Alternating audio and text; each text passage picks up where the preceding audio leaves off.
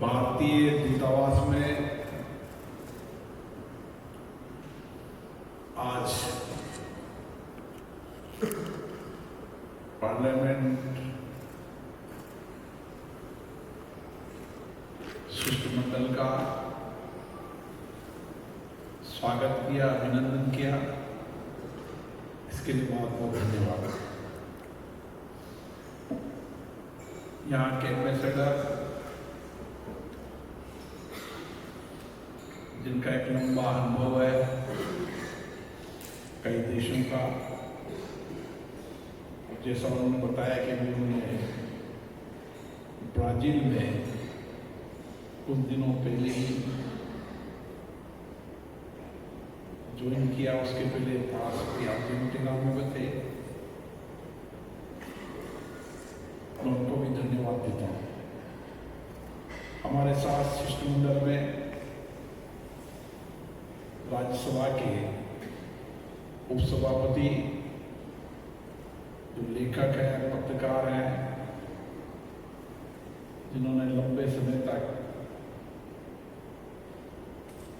पत्रिकाओं में, न्यूज़पेपर के अंदर संपादक के रूप में काम किया, डॉक्टर हरवंश जी।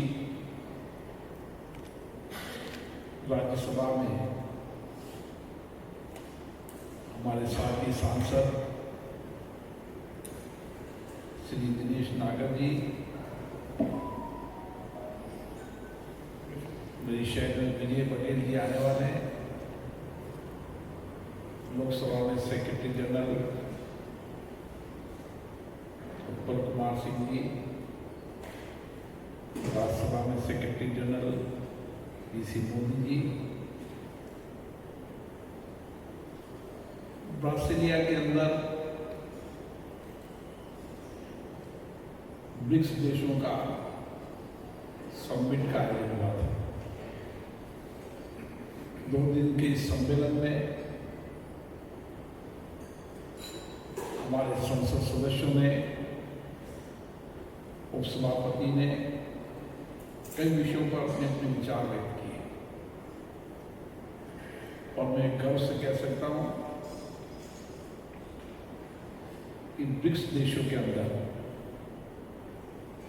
भारत नेतृत्व भी कर रहा है और दिशा भी तय कर रहा है। ब्रिक्स देशों के एजेंडों के अंदर भारत की सहभागिता, सक्रियता, ब्रिक्स देशों के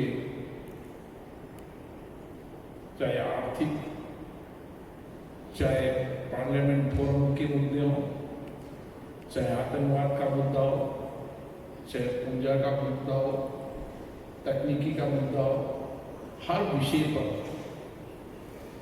भारत नेतृत्व भी कर रहा है और दिशा भी दे रहा है। आज के ब्रिक्स डिक्लेरेशन के अंदर भी पहलगाम की घटना का हवाला दिया और सभी देशों ने माना कि आतंकवाद के खिलाफ निर्णायक लड़ाई लड़नी चाहिए और आतंकवाद की घटना की निंदा की।